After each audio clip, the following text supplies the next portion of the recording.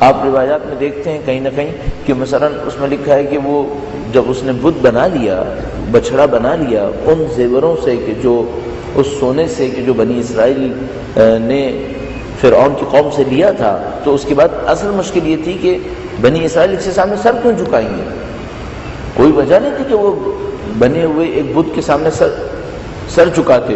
تو اس میں روایت میں بیان کرتے ہیں کہ اس نے احساس کیا کہ جہاں کہیں بھی اللہ کے بھیجے ہوئے فرشتوں کے اثر پڑتے ہیں اس اثر میں آواز آتی ہے. اس اثر میں اب یہ سمبولک بھی ہو سکتا ہے. مثلا روایت اس طرح سے کہتی ہے کہ جہاں پر حضرت جبرائیل آتے تھے وہاں زمین سے تسبیح کی آواز آتی تھی، وہاں سے تسبیح کی آواز آتی تھی. تو اس مٹی کو حاصل کیا جس سے تسبیح کی آواز آ رہی تھی حق کے معجزے کی بنیاد پر. حق کا ایک معجزہ تھا.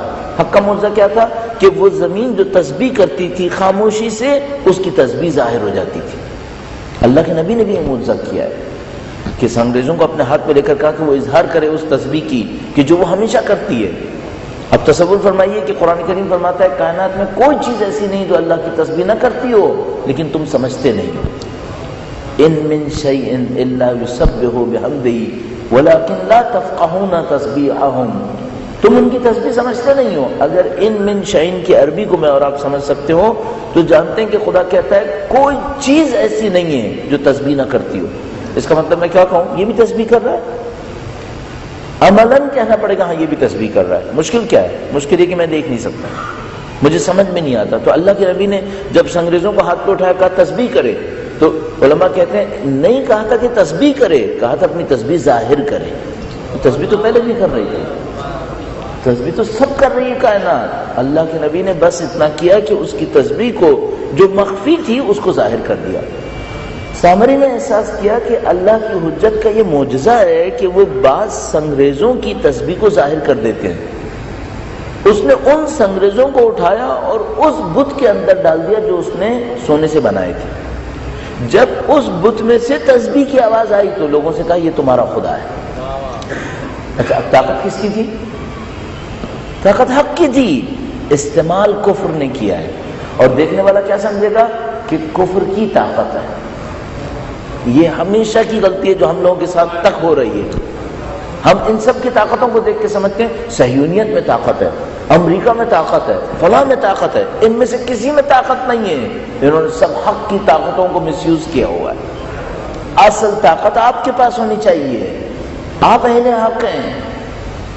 اب ہمارے ساتھ یہ ہو رہا ہے کہ جو حق کی طاقت تھی اس کو ہم نے استعمال نہیں کیا اور کفر نے حق کی طاقت کو استعمال کر کے اپنے ہونے کا دعویٰ کر دیا. اور اب ہم حیران ہیں کہ ہمارے پاس کیا رہا جبکہ ہم اہل حق ہیں. اتنا سا کرنا تھا کہ جو اللہ نے ہمارے لیے طاقتیں رکھی ہیں ان کو حاصل کرنے کی کوشش کرتے. بس اگر ہم سے کوئی یہ کہے کہ مثلا کفر نے کچھ طاقتوں کا اظہار کیا تو میں عرض کروں گا ہمیں تو تعجب سے دیکھنا پڑے گا کہ انبیاء کے مقابلے میں کفر ظاہری طور پر بھی جیتتا کیسے تھا. اس کے پاس کچھ تھا ہی نہیں. اور نبی کے پاس کیا تھا؟ نبی کے پاس معجزہ جیسی چیز تھی. وہ معجزے کا اظہار کرتے تھے، تمام عقلوں کو عاجز کر دیا کرتے تھے. تو وہ سامنے والا جیتتا کیسے تھا؟ اب یہاں ہمیں دیکھنا پڑے گا کہ اس آئیڈیل پرسنالٹی کا مقابلہ کفر کیسے کرتا تھا. وہ جیسے بھی کرتا تھا آج بھی کر رہا ہوگا، آج بھی کر رہا ہوگا. اب چند صورتیں تھیں اس کی میں آپ کی خدمت میں عرض کرنے کی کوشش کرتا ہوں. درود بھیجے گا محمد و آل محمد.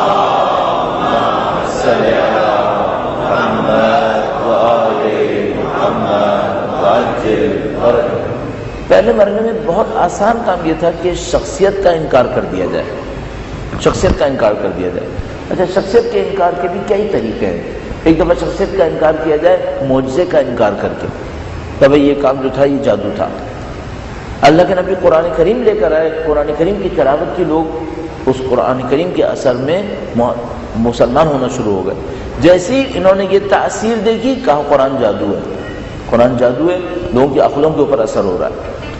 تو ایک پروپیگنڈا، اب اس کو ہم اپنی زبان میں آج کی زبان میں ہم کہیں گے پروپیگنڈا مشینری کو استعمال کرنا. پروپیگنڈا مشینری کو استعمال کریں کس چیز کے اندر؟ شخصیت کے انکار کرنے میں. شخصیت کے انکار کرنے میں کئی طریقے ہو سکتے ہیں. ایک دفعہ ہوتا ہے معجزے کا انکار کر دیا جائے. ایک دفعہ شخصیت کے انکار میں یہ ہوگا کہ شخصیت کے پیغام کا انکار کر دیا جائے. کہیں کہ ہم ٹھیک ہے معجزہ تو اس کا صحیح ہے لیکن اعوذ باللہ پیغام غلط ہے. اس کے اندر سچائی نہیں ہے. اچھا پیغام غلط ہے کیسے؟ کہیں اللہ کا نہیں ہے، اس نے خود بنایا ہے. صحیح. اچھا یہ جتنی مثالیں میں آپ کی خدمت میں عرض کر رہا ہوں یہ سب قرآن میں موجود ہیں. پہلے مثال کے طور پر کہا معجزہ صحیح نہیں ہے، قرآن مسحور کرتا ہے، یہ سحر ہے. جیسے کہ جب حضرت موسیٰ علیہ السلام نے ید بیضاء کا اظہار کیا تو اس نے کہا یہ سحر ہے، یہ جادو ہے، معجزے کا انکار کر دیا. بس پہلا راستہ ہے معجزے کا انکار کر دیا جائے. دوسرا راستہ ہے ٹھیک ہے معجزہ تو عاجز کر رہا ہے عقلوں کو اور لوگ قبول کر رہے ہیں کہ ہاں یہ معجزہ ہے، کہیں گے معجزہ صحیح ہے پیغام غلط ہے. پیغام غلط ہے کیسے؟ کہا کہ یہ جو بات انہوں نے حکم دی ہے یہ اپنے مفاد کے لیے دی ہے، یہ اپنے مفاد کے لیے دیے. خدا کا پیغام نہیں ہے، ان کا اپنا پیغام ہے، ان کا اپنا پیغام ہے. اچھا جب ثابت کریں کہ نہیں بھی پیغام صحیح ہے، کیوں خدا کی طرف سے ہے، تو اب کیا کریں گے؟ تیسرے مرحلے میں خود رابطے کا انکار کر دیں گے. کہیں گے کہ اس کے پاس کہاں سے خدا سے پہنچنے کا رابطہ آ گیا، یہ تو ہماری طرح کھانا کھاتا ہے، یہ تو ہماری طرح بازاروں میں چلتا ہے. تو اگر اللہ کے ساتھ اس کا رابطہ ہے، اس کا رابطہ نہیں ہو سکتا کیونکہ یہ ہماری طرح کا انسان ہے. پھر ایک اور مرحلے میں کہیں گے چونکہ یہ ہماری طرح کا انسان ہے اور اس کا رابطہ ہے تو پھر ہمارا رابطہ کیوں نہیں ہے؟ پھر صحیح. یہ سارے راستے کیا راستے ہیں؟ شخصیت کا انکار، شخصیت کا انکار. تو کبھی کہیں گے کہ معجزہ صحیح نہیں ہے، کبھی کہیں گے پیغام صحیح نہیں ہے، کبھی کہیں گے اس کا خدا سے رابطہ نہیں ہے، کبھی کہیں گے کہ خدا سے رابطہ ہے تو پھر ہمارا بھی رابطہ کیوں نہیں ہے، ہم پر وحی کیوں نہیں ہوتی. اچھا اس کے بعد جب یہ سب چیزیں نہیں چل سکیں تو پھر بہت ہی واہی اور بہت ہی فضول چیزیں. مثلا اگر یہ اللہ کا نبی ہے تو اس کے پاس دولت کیوں نہیں ہے؟ ہمارے یہاں جو بڑا ہوتا ہے اس کے پاس دولت ہوتی ہے. اگر یہ اللہ کا نبی ہے تو اس کے پاس فرشتوں کی فوج کیوں نہیں ہے؟ ہمارے یہاں جو بڑا ہوتا ہے اس کے پاس لشکر ہوتا ہے. یہ سب چیزیں قرآن کریم میں لکھی ہوئی ہیں کہ کفر نبی کے خلاف یہ سارے کام کرتے ہیں. اچھا ذرا سا سوچیے گا آج کے زمانے میں یہ سب نہیں ہوتا؟ بے عین نہیں یہی سب کچھ آج بھی ہو رہا ہے، یہی سب کچھ ہو رہا ہے. اور اگر آپ تھوڑا سا اس کی تفصیل میں جانا شروع کریں تو آپ بہت ساری چیزوں کو دیکھیں گے کہ آج تک یہی کچھ ہو رہا ہے. مثلا پیغام کے انکار میں ایک بہت سادہ سی ٹرک جو اس زمانے سے چلی آ رہی ہے وہ قیامت کا انکار ہے. کہیں آدمی صحیح ہے، رابطہ بھی ہے، لیکن یہ جو کہہ رہے ہیں ہڈیاں زندہ ہو جائیں گی یہ بات غلط ہے، کوئی قیامت نہیں ہے. قدیم زمانے سے یہی سب چلا آ رہا ہے. بس یہ پہلا حصہ ہے شخصیت کے انکار کے اندر، جس کو ہم شخصیت کشی کہہ سکتے ہیں، کردار کشی کہہ سکتے ہیں، کردار کو ختم کر دینا. تو اس میں مختلف بہانے بھی کریں گے. مثلا حضرت موسیٰ علیہ السلام کے اوپر بھی فرعون نے یہ الزام لگایا اور ختم مرتبت پہ بھی لگایا کفار مکہ نے، اور کہا کہ یہ جو نبی آئے نا یہ صرف طاقت حاصل کرنے آئے، یہ تمہیں تمہارے ملک سے محروم کرنے آئے. حضرت موسیٰ علیہ السلام پر بھی الزام لگایا کہ جو دو ہیں یہ تمہارے ملک سے محروم کرنے آئے. اچھا عجیب بات یہ ہے کہ فرعون نے بھی نیشنلزم کو استعمال کیا ہے اور کفار مکہ نے بھی نیشنلزم کو استعمال کیا. کہا یہ دو آئے ہیں کہ تمہیں تمہارے ملک سے محروم کرنے آئے، ان کا تمہارے سے کوئی تعلق نہیں ہے. کیا مطلب ہے؟ یعنی فورنرز ہیں، یہ دونوں فورنرز ہیں، یہ باہر کے ہیں، تمہاری قوم کے نہیں ہیں، اور باہر سے آ کر تمہاری قوم کو تباہ کرنا چاہتے ہیں. سب پرانی چیزیں ہیں اور یہ پرانی چیزیں نئے نئے لباس تبدیل کر کر کے ہر دور میں آتی رہے گی. اچھا اس کو سمجھنے کے لیے کیا کرنا چاہیے؟ سادہ سا کام کیجئے، جب قرآن کریم کسی جملے کو بیان کرے تو سوچئے کہ کیا اس کی کوئی بازگشت، اس کی کوئی ایکو آج کے زمانے میں آپ کو سنائی دیتی ہے؟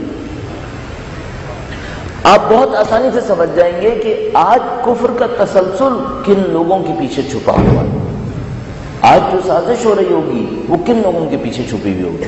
آپ اس کو آسانی سے سمجھ جائیں گے.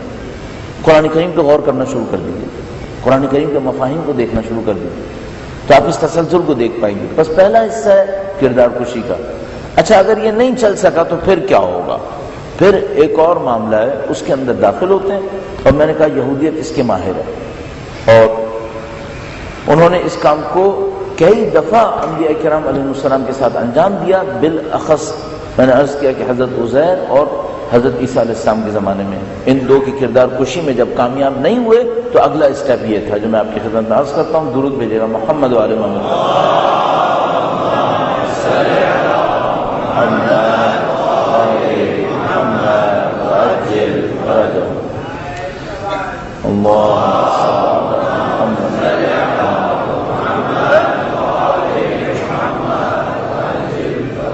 جب دشمن بن کے مقابلہ نہیں کر سکے اور کہا کہ ہم کردار کشی میں ناکام ہو گئے، انبیاء کا کردار، انبیاء کی گفتگو، منطق وہ ان کو تسلیم کرواتی ہیں، تو دوسرا راستہ یہ ہے کہ ان کے گروہ میں شامل ہو جائیں اور ان کو نبوت سے کہیں اور پہنچا دیں۔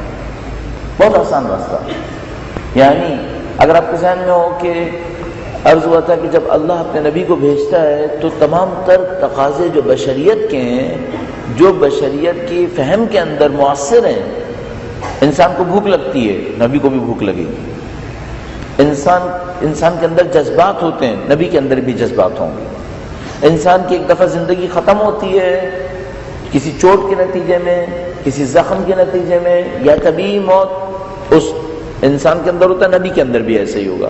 یہ تمام کام خدا کیوں کرتا ہے؟ تاکہ انسانوں کو اس بات کا احساس رہے کہ جو ہماری رہنمائی کے لیے آئے ہیں ان کے اندر ہمارے جیسے عناصر پائے جاتے ہیں۔ اگر اس بات کو تبدیل کر دیا جائے تو پھر ہدایت کا چیپٹر ختم ہو جائے گا۔ وہ کیسے تبدیل کیا جائے؟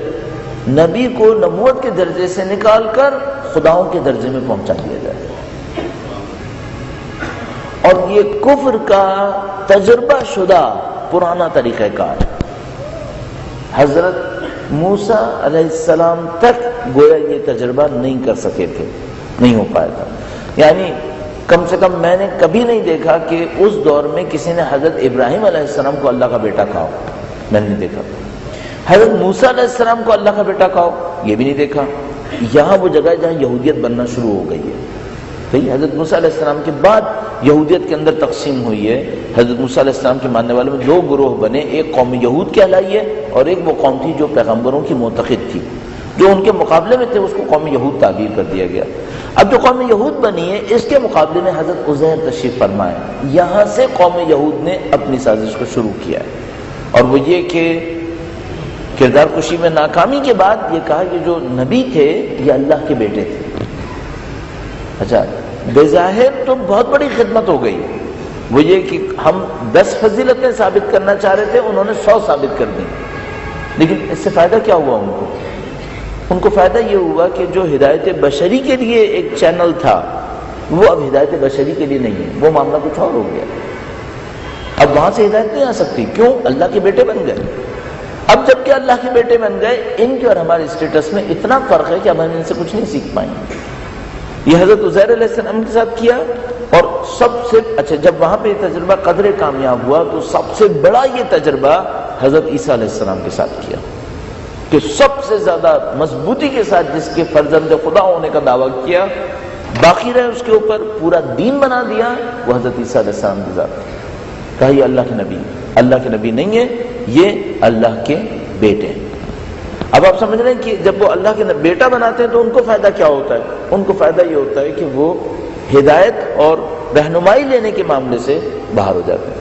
اچھا، جیسے ہی بیٹا بنایا ایک اور بات کا ایڈیشن کر دیا، وہ یہ کہ انہوں نے قربانی دی ہے، ہماری ذمہ داری ادا ہو گئی۔ تمام عیسائیت اس مشکل کے اندر، تمام عیسائیت نہ کہوں تو بہتر ہے، کچھ فرقے جو اس کے معتقد نہیں ہیں، اکثر عیسائیت اس بات کی معتقد ہے کہ حضرت عیسیٰ علیہ السلام اللہ کے بیٹے ہیں، اور ان کے قربانی کے نتیجے میں اب ہمارے اوپر کوئی گناہ باقی نہیں رہا، وہ قربانی کے ذریعے سے کفارہ ادا ہو گیا، معاملہ ختم ہو چکا ہے، ٹھیک ہے۔ تو اب وہ وہاں سے باہر آ گئے، اور اس کے بعد وہ مشہور معروف ان کی بائبلز کے اندر آیات موجود ہے کہ تم یہ کر لو یہ کر لو، تمہارا معاملہ جو ہے وہ اللہ کے سامنے پاکیزہ ہو جائے گا۔ بظاہر تو یہ بہت دونوں فضیلتیں ہیں، بظاہر دونوں فضیلتیں ہیں۔ یعنی کوئی ثابت کر رہا تھا کہ حضرت عیسیٰ علیہ السلام نبی ہیں، انہوں نے کہا نہیں، ہم اسٹیٹس کو بڑھا دیتے ہیں، نبی نہیں، اللہ کے بیٹے ہیں۔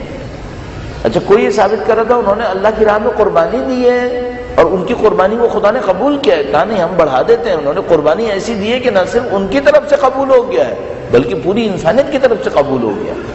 تو شروع میں تو اچھا لگے گا، لیکن اس اچھا لگنے کے پیچھے نتیجہ کیا نکلے گا؟ نتیجہ یہ نکلے گا کہ جو دین خدا آیا تھا وہی پامال ہو جائے گا۔ دین خدا دو راستے سے پامال ہوا، نمبر 1 کہ اب ان سے ہدایت نہیں لی جا سکتی چونکہ وہ اللہ کے بیٹے ہیں، نمبر 2 یہ کہ انہوں نے ایسی قربانی دے دی ہے کہ اب ہمارے اوپر کوئی ذمہ داری باقی نہیں رہی ہے، معاملہ ختم ہو گیا۔ یہ کفر کا پرانا تجربہ ہے آئیڈیل سے لڑنے کا، پہلے کردار کشی کرو اور اگر کردار کشی میں کامیاب نہیں ہو سکے تو معتقدین کی فہرست میں شامل ہو جاؤ، اور معتقدین کی فہرست میں شامل ہونے کے بعد اسٹیٹس کو اتنا بڑھا دو کہ اس کے بعد پھر ہدایت دینے کا کوئی امکان باقی نہیں رہے گا۔ اچھا، یہ حضرت عیسیٰ علیہ السلام تک یہ تجربہ رہا، لیکن ختمی مرتبت کے معاملے میں یہ تجربہ کامیاب نہیں ہو سکا۔ کیا وجہ ہو سکتی ہے؟ ایک دو نکات عرض کروں گا، درود بھیجے گا محمد وعلی محمد۔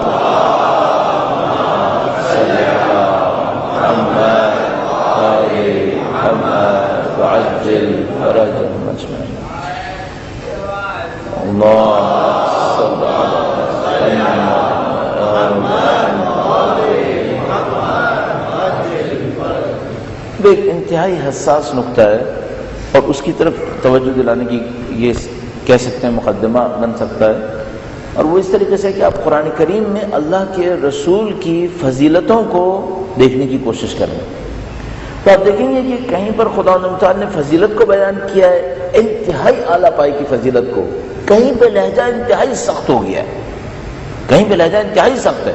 یعنی ایک جگہ پہ آ کر مثال کے طور پر یوں فرمایا کہ اے نبی، اگر وَلَا تَرْكَنُوا إِلَى الَّذِينَ ظَلَمُوا فَتَمَسَّكُمُ النَّارُ، ہرگز جنہوں نے ظلم کیا ان کے اوپر اعتماد نہ کرنا ورنہ تمہیں آگ لگ جائے گی۔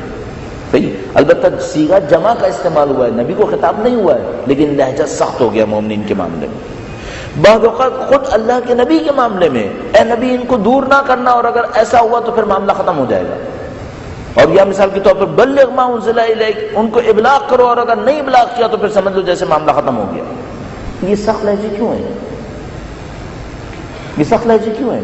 بلکہ مجھے یاد ہے کسی نے بہت اچھا ایک سوال کیا، وہ یہ کہ اللہ تعالیٰ نے قرآن کریم میں انبیاء کے ترک اولیٰ کو کیوں بیان کیا ہے؟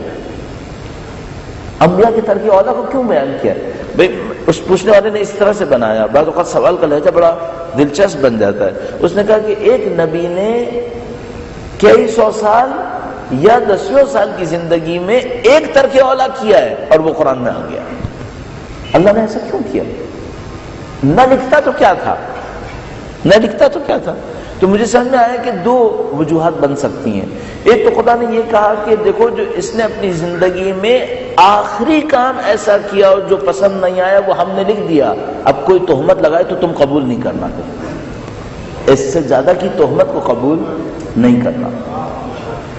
جو سب سے بڑی تمہاری دانش میں ناپسندیدہ چیز ہو سکتی تھی، ہماری دانش میں ہمارے سامنے جو ناپسندیدہ چیز ہو سکتی تھی وہ ہم نے بیان کر دی ہے، اب اگر کوئی کہے اس سے بدتر بھی کیا ہے پھر تم قبول نہیں کرنا۔ یہ کس کے مقابلے میں؟ انجیل کے مقابلے میں، جس میں حضرت ابراہیم علیہ السلام کے اوپر وہ تہمتیں لگی ہوئی ہیں کہ شرافت مند انسان نہیں پڑھ پائے گا، شرافت مند انسان نہیں دیکھ پائے گا۔ ایک چیپٹر تو یہاں سے کلوز کیا، دوسرا چیپٹر یہاں سے کلوز کیا کہ اگر تم ان کو میرا بیٹا سمجھ رہے ہو، ایسا نہیں، خداؤں کی فہرست میں نہیں ہے، یہ ہیں بندوں کی فہرست، بندوں کی فہرست۔ اور اب آپ دیکھیے، تصور فرمائیے، قرآن کریم نے نبی کے جب اعلیٰ ترین مقام کو بیان کیا ہے تو بندہ کہہ کر بیان کیا ہے، سبحان الذی اسری بعبدہ لیلا من المسجد الحرام۔ کیوں نہیں کہا خدا نے پاک و پاکیزہ وہ خدا جس نے اپنے رسول کو سیر کرائی؟ نہیں، جب معراج کا واقعہ بیان کرنے لگا پروردگار عالم، فرمایا بعبدہ، اپنے بندے کو یہ کام کروایا۔ کیوں اس طرح سے؟ شاید کفر کی اس سازش کا مقابلہ کرنے کے لیے جو وہ اللہ کے نبی سے پچھلے نبی کے ساتھ، اولو العزم نبی کے ساتھ کر چکے تھے۔ ختم مرتبت کی تشریف آوری سے 500 سال پہلے حضرت عیسیٰ علیہ السلام کا دور ہے، اور ان کے ساتھ جو سازش ہوئی ہے وہ یہ ہوئی ہے کہ ان کو خداؤں کی فہرست میں پہنچا دیا گیا، اور اللہ کے نبی کے ساتھ یہ سازش ہو سکتی تھی جس کو کاؤنٹر قرآن کریم نے اس شدت کے ساتھ کیا، اور اللہ کے نبی نے اتنی شدت کے ساتھ کیا کہ فرمایا الفقر فخری، اللہ کے سامنے محتاج ہونا میرا فخر ہے، میرا فخر ہے کہ میں اللہ کے سامنے محتاج ہوں، کہ کہیں کوئی اللہ کے نبی کو گزشتہ نبی کی طرح خداؤں کی فہرست میں شامل نہ کر بیٹھے۔ بس حضرت عزیر کے معاملے میں وہ سازش چلی، حضرت عیسیٰ علیہ السلام کے معاملے میں چلی، لیکن ختمی مرتبت کے معاملے میں یہ سازش کارآمد نہیں ہوئی، کسی نے نبی خدا کو خداؤں کی فہرست میں شامل نہیں کیا۔ اتنا کچھ کہنے کے بعد آپ کو سمجھ میں آ گیا ہوگا کہ میں آپ سے کیا عرض کرنا چاہ رہا ہوں۔ یہ سازش بعد میں چلی، یہ سازش پھر چلی جب وحی کا دروازہ بند ہو گیا، اب وصی رسول کے ساتھ پھر یہ سازش کارگر ہو، پھر دوبارہ وہی سازش۔ پہلے مرحلے میں کردار کشی کرو، اور اگر کردار کشی میں کامیاب نہ ہو سکو تو پھر خداؤں کی فہرست میں پہنچا دو۔ قدیم تجربہ ہے ان کا، انہوں نے بار بار اس کام کو کیا ہے۔ ابھی آپ کی خدمت میں عرض ہوا ہے، تقریباً میں کہہ سکتا ہوں کہ وہ اس کام کے مولا امیر المومنین کی تشریف آوری کے وقت تک 1000 سال کی مہارت لے چکے تھے۔ تقریباً 1000 سال کی ان کو مہارت تھی اس سازش میں کہ ہم آئیڈیلز کا مقابلہ کیسے کر سکتے ہیں۔ اگر البتہ میں 1000 سال اس خاطر عرض کر رہا ہوں کہ حضرت موسیٰ علیہ السلام کے بعد انہوں نے اپنے کام کو شروع کر دیا تھا، ورنہ میں پہلے عرض کر چکا ہوں کہ میں سمجھتا ہوں کفر کے تجربے میں تسلسل ہے، لہذا جو حضرت ابراہیم علیہ السلام کے مقابلے میں آئے تھے، بعد میں آنے والے انبیاء کے جو بھی مقابلے میں آئے انہوں نے پچھلوں سے سیکھا ہے، اور انہوں نے ان کے پچھلوں سے سیکھا ہے اور اپنے اگلوں کو ٹرانسفر کیا ہے۔ لہذا ہم 1000 سال اس لیے کہہ رہے ہیں کہ 1000 سال میں وہ کامیاب ہو سکے تھے نبی کو خدا کا درجہ دینے میں، اور ختم مرتبت کے معاملے میں یہ نہیں ہو سکا چونکہ وحی خدا موجود تھی، اور اس کے بعد پھر اس سازش کو دوبارہ شروع کیا۔ اچھا، اب جو شروع کیا وہ اس طریقے سے شروع کیا کہ جو کردار کشی کرنے والے عناصر ہیں وہ اپنا کام کریں، اور جو خداؤں میں پہنچانے والے عناصر ہیں وہ پیرالل اپنا کام کریں، پیرالل اپنا کام کریں۔ بس کچھ عناصر معمور ہوئے کہ وہ امیر المومنین کی شخصیت کشی کریں، نعوذ باللہ تعالی، ممبروں پر فحش کہیں، ممبروں کے اوپر جا کر لعن طعن کرنا، نعوذ باللہ تعالی، صد نعوذ باللہ تعالی، جنہوں نے اس سنت کو جاری کیا خدا انہیں بدترین عذاب میں مبتلا فرمایا۔ دوسرا گروہ ایسا نکالا کہ جو امیر المومنین کو لے کر خداؤں کی فہرست میں شامل کرے، اور جنہوں نے اس سنت کو جاری کیا خداؤں نے بھی بدترین عذاب میں مبتلا فرمایا۔ سب ایک ہی سازش کا حصہ ہے، کس طریقے سے حجت خدا کو اس جگہ سے جو خدا نے منسوخ کی ہے وہاں سے خالی کیا جائے، وہاں سے کس طریقے سے ہٹایا جائے۔ اب یہ جو پرانی سازش چلی آ رہی ہے اس کے اثرات کیا ہے، اس کے اثرات کیا ہیں؟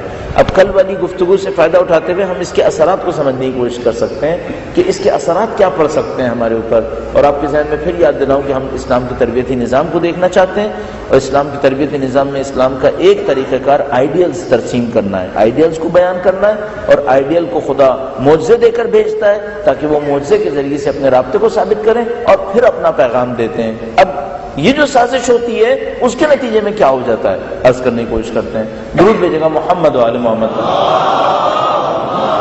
صلی علی محمد و آل محمد عجل فرجهم۔ دعویٰ کر دیا کفر نے، اللہم صلی علی محمد و آل محمد عجل فرجهم۔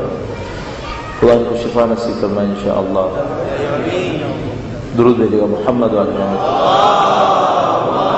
صلی علی محمد و آل محمد۔ کفر نے دعویٰ یہ کیا کہ یہ جو حجت خدا ہے اس کو کسی طریقے سے خداؤں کی فہرست میں شامل کرے۔ اچھا، جیسی خداؤں کی فہرست میں شامل کیا اس کو ثابت کرنا ہے کہ یہ خدا ہے۔ اب اس کو ثابت کرنا ہے کہ یہ خدا ہے، چونکہ ظاہر غیر معمولی چیز ہے، یہ کیسے ثابت ہوگی؟ خدا کو ثابت کرنے کے لیے کیا کفر کے پاس اپنی کوئی طاقت ہے؟ فرضیہ یہ کہ کفر کے پاس اپنی کوئی طاقت نہیں ہوتی، تو وہ کس کا سہارا لیں گے؟ حجت خدا کے معجزوں کا، وہ حجت خدا کے معجزوں کا سہارا لیں گے۔ حضرت عیسیٰ علیہ السلام کے معاملے میں حضرت عیسیٰ علیہ السلام کا ایک معجزہ تھا کہ ان کے والد نہیں تھے، صحیح ہے؟ کہا عیسیٰ اللہ کے بیٹے ہیں چونکہ ان کا کوئی باپ نہیں ہے۔ اچھا، باپ نہ ہونا کس کا معجزہ تھا؟ حق کا معجزہ تھا۔ کس بات کو ثابت کرنے کے لیے؟ کہ اس کا خدا سے رابطہ ہے۔ انہوں نے اس معجزے کو استعمال کیا اپنے مقصد میں، کہا اس بات پہ دلیل ہے کہ یہ اللہ کا بیٹا ہے۔ اور مثلا قرآن میں اس طرح سے ایک اجمالی دلیل دی گئی مجھے کہ اگر عیسیٰ باپ نہ ہونے کی وجہ سے اللہ کے بیٹے ہیں تو پھر آدم کون ہے؟ جس کا نہ باپ نہ ماں نہ باپ، اس کو کیا درجہ دیا؟ جو ان کو کوئی درجہ نہیں دیا، صحیح ہے؟ کیونکہ اس زمانے میں یہ سازش بننا شروع نہیں ہوئی تھی، اس وقت یہ سازش نہیں تھی۔ تو اللہ نے اس طرح سے مقابلہ کیا اس کا. بہرحال اجمالی طور پر انہوں نے حق کے معجزے کو استعمال کیا اور کہا کہ حق کا یہ معجزہ دلیل ہے کہ یہ اللہ کا بیٹا ہے. صحیح. اچھا جب مولا امیر المومنین کی طرف پہنچیں گے تو کیا کریں گے؟ مولا امیر المومنین کے بے شمار معجزوں کو استعمال کریں گے جو حق کی طاقت ہے. کیا ثابت کرنے کے لیے؟ یہ اس بات پہ دلیل ہے کہ یہ خدا ہے. طاقت حق کی ہے اور استعمال کفر کرے گا. یہ ہمیشہ کا طریقہ کار. اچھا اس سے ان کو فائدہ کیا ہوگا؟ میں نے عرض کیا بہت بڑا فائدہ تو یہ ہوگا کہ چونکہ یہ خداؤں کی فہرست میں پہنچ گئے لہذا اب ان کی پیروی ممکن نہیں ہے. جیسے آپ امیر المومنین کی کوئی سنت استعمال کریں گے، سیرت بیان کریں گے، سامنے والا آپ سے کہے گا وہ مولا امیر المومنین تھے، ہمارا کوئی تعلق نہیں. کامنلی اس جملے کو آرگومنٹ کے طور پر آپ سنیں گے. اچھا دوسرا معاملہ یہ ہوا، اب یہ ایک اور باریک نقطہ ہے یہاں پر. معجزوں کے اندر بیان کے اعتبار سے بہت کشش ہے اور پیغام کو بیان کرنے میں کشش نہیں ہے، اس میں ذمہ داری ہے. صحیح. بہت سادہ سی بات ہے. آپ واہ واہ معجزے پہ کہیں گے یا پیغام پہ کہیں گے؟ اب معجزے پہ کہیں گے. اور میں آپ سے کہوں پیغام یہ ہے کہ نماز پڑھو، پیغام یہ ہے کہ تقوی اختیار کرو، اس پہ واہ واہ کہیں گے؟ نہیں. معجزے کا بیان پرکشش ہے اور پیغام کا بیان اتنا پرکشش نہیں ہے. تو انہوں نے معجزے کے بیان پہ اصرار کیا اور کہا یہ دلیل ہے کہ یہ خدا کی فہرست میں. دوسرا فائدہ کیا ہوا؟ پیغام کے بیان پر کوئی نہیں جائے گا، کوئی نہیں جائے گا. بہت سادہ سا کام ہے. معجزوں کے بیان کو رائج کر دو اور معجزوں کا بیان جب رائج ہو جائے گا تو دو مصلحت پوری ہو جائیں گی. ایک تو یہ کہ یہ ثابت ہوتا رہے گا کہ یہ خداؤں کی فہرست میں. نمبر دو یہ ثابت ہوتا رہے گا کہ آپ پیغام کو سننے کی ضرورت نہیں ہے، اسی کو سن لو یہی کافی ہے. آپ مجھے کو بیان کرتے رہیے. اچھا اور حقیقت کیا تھی؟ حقیقت یہ تھی کہ معجزے کا اظہار ایک نقطے کے لیے تھا. کیا ثابت کرنے کے لیے؟ ان کا خدا سے رابطہ ہے بس. اور جیسے ہی معجزے سے ثابت ہو کہ ان کا خدا سے رابطہ ہے، اگلا مرحلہ کیا تھا؟ اب پوچھا جائے گا کہ یہ پیغام تم نے سنا ہے یا نہیں سنا. اور اس سازش کے نتیجے میں پہلا کام تو ہوگا کہ معجزہ بیان ہوتا رہے اور دوسرا کام نہیں ہوگا کہ معجزے کو ثابت ہونے کے بعد کہ ان کا خدا کے ساتھ رابطہ ہے پیغام کیا ہے. پیغام کو کوئی سننے کو تیار نہیں ہوگا. اور میں نے عرض کیا پیغام کے بیان میں کشش بہت زیادہ. اچھا اس کے نتیجے میں کیا ہوگا؟ اس کے نتیجے میں یہ ہوگا کہ وہ جو آئیڈیل ہیں ان کے معجزات 25 سنے ہوں گے لوگوں نے اور پیغام میں سے کچھ نہیں سنا ہوگا. اگر 2 نسل اس کے اوپر سازش پر کوئی عمل کر دے، تیسری نسل کو پیغام سے کچھ پتہ نہیں ہوگا اور معجزوں کے سوا کچھ نہیں جانتے ہوں گے. اب ذرا سا رک کر سوچئے گا اگر میں لوگوں سے کہوں کہ مولا امیر المومنین کے بارے میں کیا جانتے ہیں تو وہ بچپن سے لے کر شہادت تک کے چند معجزے بتا پائیں گے. اور اگر میں کہوں کہ نہج البلاغہ کی 240 خطبوں میں سے کون سا پڑھا ہے، نہیں جانتے. اور اگر میں کہوں کہ نہج البلاغہ کے مکاتبات جو 70 سے زیادہ ہیں، 73 کے قریب 78 کے قریب بات تک بیان ہوتے ہیں، ان میں سے کتنے پڑھے، نہیں جانتے. اور 400 سے زیادہ کلمات قصار ہیں، کتنے جانتے ہو؟ تو وہ بھی نہیں جانتے. یہ سب کیا ہوا ہے؟ صرف معجزوں کا بیان. اس سے زیادہ بات آگے نہیں بڑھے گی. اچھا معجزوں کے بیان میں بھی کام اتنا منتخب کیا جائے گا کہ وہ معجزے بیان نہیں ہوں گے جس میں کردار ظاہر ہوگا، وہ معجزے بیان ہوں گے جس میں صرف طاقت ظاہر ہوگی، صرف طاقت ظاہر ہوگی. اچھا طاقت کس طرح سے ظاہر ہوگی؟ مثلا در خیبر کو کیسے اکھاڑا یہ بیان ہوگا، لیکن یہ بیان نہیں ہوگا کہ در خیبر اکھاڑنے کے بعد دشمنوں کے ساتھ سلوک کے طور پہ کیا کیا. سلوک بیان نہیں ہوگا، سیرت بیان نہیں ہوگی، صرف طاقت بیان ہوگی. اچھا اس طاقت پہ میں عمل کر سکتا ہوں کیا؟ میرا کوئی تعلق نہیں اس طاقت سے.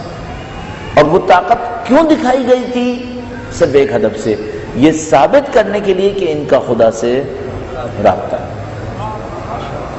اب یہ ہوا کہ طاقت کے سوا میں کچھ نہیں جانتا، اور میں یہ بھی نہیں جانتا کہ طاقت کیوں دکھائی گئی تھی، یہ بتانے کے لیے کہ ان کا خدا سے رابطہ ہے۔ اب ہم خدا کو بھی نکال چکے ہیں اور سب یہ کہہ رہے ہیں کہ طاقت ان کی تھی اور پیچھے کوئی خدا نہیں ہے۔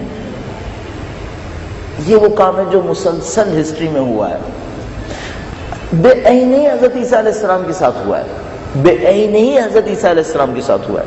حضرت عیسیٰ علیہ السلام نے مردہ کو زندہ کیا، یہ ایک معجزہ تھا، کثرت سے سنایا گیا، مردہ کو زندہ کیا۔ اچھا، مردہ کو زندہ کرنے کے بعد پیغام کیا دیا تھا؟ اس کی کوئی خبر نہیں۔ حضرت عیسیٰ علیہ السلام بغیر باپ کے پیدا ہوئے کرسمس کا دن منایا جائے گا، پیدا ہونے کے بعد پیغام کیا دیا تھا؟ اس کی کرسمس منانے والے کسی شخص کو کوئی خبر نہیں ہے۔ نتیجہ یہ کہ کرسمس کے نام پر جو ولگرزم اور کنزیومرزم ہے، اس کا حضرت عیسیٰ سے کیا تعلق ہے؟ کوئی تعلق نہیں ہے، لیکن کوئی پوچھنے والا بھی نہیں ہے۔ اور پوچھیں گے بھائی یہ کیا ہے، یہ کہیں چونکہ حضرت عیسیٰ علیہ السلام بغیر باپ کے پیدا ہوئے تھے، معجزہ ہوا تھا، اس کی یاد میں کرسمس منانا ہے۔ پھر اس کے بعد کوئی پیغام نہیں دیا تھا انہوں نے ساری زندگی؟ اس پیغام کو کیوں نہیں مناتے؟ اور تعجب اس بات پر ہے کہ وہ کرسمس جس کی بنیاد کنزیومرزم اور ولگرزم کے اوپر ہے، وہ ہم بھی منائیں۔ مجھے کچھ سمجھ نہیں آتا۔ اور اس کے بعد کیا تعویل دیں گے ہم؟ کیوں کر رہے ہیں یہ؟ ہم کیوں ان کے گیم کے اندر بہتے چلے جا رہے ہیں؟ اور عجیب بات یہ کہ سازش بھی پرانی ہے، یعنی اگر کوئی نئی سازش ہوئی ہوتی تو ہم یہ کہتے بھائی اس کا سابقہ میں، چونکہ ہمارے پاس کوئی تجربہ نہیں تھا ماضی میں، تو ہم اس سازش کو نہیں سمجھ سکے۔ ماضی میں تجربہ موجود ہے، ریکارڈڈ ہے سب کچھ، اتنا سب کچھ ریکارڈ ہونے کے باوجود پھر دوبارہ اس سازش میں مبتلا ہو گئے۔ اس کو ہمارے بارے میں کوئی کیا کہے گا؟ پھر وہ یہ فیصلہ کر پائے گا کہ یہ وہ قوم تھی جس کو اپنے ماضی کی بھی خبر نہیں تھی، اپنے سابقہ سے خود بھی نہیں سیکھ پائے، اور ہم اس مشکل میں مبتلا ہو گئے۔ اب آپ دیکھیے ہم اس مشکل کے نتیجے میں کہاں پہنچے ہوئے ہیں۔ میں بالکل بلنٹلی چونکہ کہہ چکا ہوں، لہذا میں پھر دوبارہ دہراتا ہوں، اس مشکل کے نتیجے میں ہم یہاں پہنچ گئے کہ مولا امیر المومنین کی تعلیمات سے ہمیں کچھ نہیں پتا، سوائے چند گنے چنے معجزات کے ہمیں امیر المومنین کی تعلیمات سے کچھ نہیں پتا۔ میں نے اس پر بھی غور کیا، بھئی وہ معجزے کون کون سے پتہ ہیں؟ یقین فرمائیے معجزے بھی کیلکولیٹڈ پتہ ہیں، یہ اور یہ، بس اس کے بعد بھی نہیں پتا۔ معجزے امیر المومنین کے اس سے بڑھ کر نہیں معلوم کیا کچھ ہیں، وہ سب نہیں پتا، کیلکولیٹڈ معجزے پتہ ہیں۔ یعنی بالکل ایسے جیسے کسی نے منہ میں کوئی چیز رکھی ہو اور گن کے رکھی ہو کہ سب کے منہ میں یہی 5 چیزیں رکھنی ہیں، بس اس کے بعد چھٹی نہیں آنی چاہیے ان کے منہ میں۔ وہ باقی چن کیوں نہیں نکالے تاریخ سے معجزے؟ یعنی اگر معجزے نکال کے بیان کرنے تھے تو تاریخ میں اور بھی معجزے تھے۔ یہ سلیکشن کن معجزوں کا کیا ہے؟ ان معجزوں کا سلیکشن کیا گیا جن میں سیرت نہیں ہے، ان کا انتخاب کیا گیا جن کے اندر سیرت ریفلیکٹ نہیں ہوتی، اور جہاں سیرت ریفلیکٹ ہوتی ہے امیر المومنین کی، اس معجزے کا بھی انتخاب نہیں کیا جائے گا۔ اور اینڈ میں آ کر ایک ایسی قوم کہ جو مولا امیر المومنین کی صرف معجزے جانتی ہے، خداؤں کی فہرست میں پہنچانے کے لیے بالکل تیار کھڑی ہے، نصیری کو احترام سے دیکھ رہی ہے، جبکہ قطعاً جانتے ہیں کہ یہ سازش تھی، قطعاً جانتے ہیں مولا امیر المومنین خوش نہیں تھے اس کے اوپر، پھر بھی اس کو احترام سے دیکھ رہے ہیں اور اس کے بیان کے اوپر فخر کر رہے ہیں، اور امیر المومنین کی تعلیمات میں سے ذرہ برابر سے بھی واقف نہیں ہے۔ یہ تو 1000 سال پہلا کے کھیل تھا ہمارے ساتھ، یہ پہلے بھی ہوا تھا۔ یعنی مجھے یقین فرمائی، جس بات کے اوپر افسوس ہوتا ہے بعض اوقات، ایک دفعہ ہوتا ہے ہم کسی ایسی سازش اور مکاری میں پھنس جاتے ہیں جو اتنے اعلیٰ پائے کی تھی کہ اس کا مقابلہ کرنا آسان نہیں تھا، تو چلو اس کے اوپر سمجھ میں آتا ہے کہ ہاں اتنا اعلیٰ پائے کا کھیل کھیلا گیا تھا مکاری کی حد میں کہ ہم اس کا مقابلہ نہیں کر سکے اور ہمیں اس کے مقابلے میں سزا اٹھانی پڑ گئی۔ لیکن کبھی یہ دیکھنے میں آتا ہے کہ ایک سازش ہے جو بار بار ہوتی رہی ہے، اور ہمارے رہنماؤں نے اس سازش کے اوپر بار بار ریئیکشن دیا ہے، اور اس کے مقابلے میں یوں سمجھ لیجیے جیسے پورا کوڈ آف کنڈکٹ SOP بنا ہوا رکھا ہے کہ اگر کوئی تمہارے ساتھ یہ کرے تو تم یہ کرنا، اور پھر ہم اس سازش میں پھنس جائیں۔ تو اس پہ سوائے تعجب، افسوس اور حسرت کے اور کیا ہوگا کہ اس کے اوپر تو سارا تجربہ موجود تھا۔ اہل بیت کے زمانے میں یہ ساری سازشیں ہو رہی تھیں، اور ان تمام سازشوں کے مقابلے میں اہل بیت اطہار علیہ السلام کے مستقل بیانات موجود تھے کہ جو ہمارے معاملے میں یہ کہے تو تم یہ کرنا، اور یہ کہو تو تم اس کو اس طرح سے ریجیکٹ کر دینا۔ عالم یہ تھا کہ پانچویں امام کے پاس ایک شخص آتا ہے، ان کے بارے میں چند جملات کہتا ہے، امام فرماتے ہیں آئندہ سے ہماری محفل میں نہیں آنا، تمہارے ان جملات میں غلوب ہے۔ معمور کرتے ہیں کچھ افراد کو، محمد بن حنفیہ کے فرزند کو معمور کرتے ہیں، کہتے ہیں اس آدمی کو ہمارے شیعوں کے ساتھ بیٹھنے نہیں دینا چونکہ آدمی گمراہ کرے گا۔ معمور کیا انہوں نے، یعنی مستقل سیرت ہمارے پاس موجود ہے کہ اگر کوئی اس سازش کو تمہارے درمیان کرے تمہیں یہ کرنا ہوگا۔ ہم پھر بھی نہیں کر سکے، ہم پھر بھی مبتلا ہو گئے، اور نتیجہ کیا ہوا؟ ہماری 2 نسلیں کم از کم اس کے اندر تقریباً اہل بیت کی تعلیمات سے محروم رہی۔ اس کے نتیجے میں جو ہمارا زندگی گزارنے کا طریقہ کار اہل بیت کی تعلیمات پر ڈھلنا چاہیے تھا، اس سے ہم محروم رہ گئے۔ ہمیں نہیں پتا اہل بیت کے مستحبات کیا ہے، ہمیں نہیں پتا انہوں نے کیا مکروہات بیان کیے۔ مستحبات مکروہات تو میں بات کی بات کروں گا، واجبات اور محرمات جو انہوں نے ہم سے کہے ہمیں اس کی بھی خبر نہیں۔ لہذا 25-30 سال پہلے اچانک ہم جاگے کہ ہمیں پتا چلا کہ اچھا میوزک حرام ہے، ہمیں پتہ ہی نہیں تھا، اور ابھی تک یہ ڈسکشن چل رہا ہے کہ آیا واقعاً حرام ہے یا نہیں۔ 25-30 سال پہلے ہمیں اچانک پتا چلا کہ پردہ کرنا بھی واجب ہوتا ہے، ورنہ ہم تو سمجھ رہے تھے کہ خاندان کے درمیان پردہ کرنے کی کوئی ضرورت ہی نہیں ہوتی۔ اور اب کیا افسوس کے ساتھ کہوں کہ 25-30 سال پہلے اچانک ہمیں سمجھ میں آیا کہ اچھا نماز بھی پڑھ لینی چاہیے، ورنہ ہم سمجھتے کہ شاید نماز پڑھنے کی بھی ہمیں کوئی ضرورت نہیں ہوتی۔ یہ کیا ہوا ہمارے ساتھ؟ اہل بیت کے بنیادی ترین بیانات سے ہم لوگ غافل رہ گئے۔ لہذا اب میں تقریباً مطمئن ہو کے آپ کی خدمت میں عرض کر رہا ہوں، اور معذرت کے ساتھ بہت ٹائم ہو گیا جس کو میں جمع کرتا ہوں، وہ یہ کہ اگر کوئی نہج و بلاغہ کی تعلیمات کو اس وقت فی زمانہ پڑھے ہمارے درمیان میں، تو اس کو امیر المومنین کی شخصیت ایک ایسی شخصیت نظر آئے گی جو آج تک اس نے ایسی شخصیت نہیں دیکھی ہوگی، جبکہ وہ 30 سال سے امیر المومنین کے فضائل سن رہا ہوگا، 30 سال سے امیر المومنین کے فضائل سن رہا ہوگا، اور جب وہ نہج البلاغہ کھول کر پہلی دفعہ نہج البلاغہ میں امیر المومنین کی شخصیت کو دیکھے گا تو ایک نئی شخصیت نظر آئے گی، اور وہ ہر جملے کے اوپر پوچھے گا کہ یہ مولانا نے یہ کیسے کہا، یہ کیا کہہ دیا، نئی نئی چیزیں اس کے سامنے آئیں گی، آج تک اس نے نہیں سنا تھا۔ اور یہ تو میں نہج البلاغہ کا عرض کر رہا ہوں، اور اگر روایات کے اندر چلا جائے تو پھر تو وہ تعجب سے بیٹھا ہوا ہوگا، اس کو سمجھ میں نہیں آئے گا کہ یہ سب ہوا کیا ہے، نئی شخصیتیں اس کے سامنے آ جائیں گی۔ اور یہ سب کیا ہوا ہے؟ میں نے عرض کیا آپ کی خدمت میں، ہم اس مشکل میں پھنس گئے جو بہت پرانا کام تھا کہ ایک آئیڈیل پرسنالٹی کو جس کو اللہ نے منسوب کیا حجت خدا کے طور پر، اس سے لڑنے کے لیے کیا کرنا ہوتا۔ وہ اپنی سازش کے ماہر تھے، ان کے پاس تجربہ تھا، اور ہم اہل بیت کے سکھائے جانے کے باوجود اپنے تجربے سے فائدہ نہیں اٹھا سکے، اور ہم اس مصیبت میں مبتلا ہو گئے۔ اب ہمیں کیا کرنا ہوگا؟ میں کل عرض کرنے کی کوشش کروں گا کہ اب ہمیں اس معاملے کو نپٹانا کیسے ہوگا، جبکہ ہم اس میں مبتلا ہو چکے ہیں اور یہ معاملہ ہماری قوم کی جڑوں تک پہنچ چکا ہے۔ اس معاملے کو ہم کس طریقے سے حل کر پائیں گے، اس معاملے میں ہم کہاں تک پہنچ پائیں گے، اسے انشاءاللہ کل میں آپ کی خدمت میں عرض کرنے کی کوشش کروں گا۔ درود بھیجیے گا محمد و آل محمد۔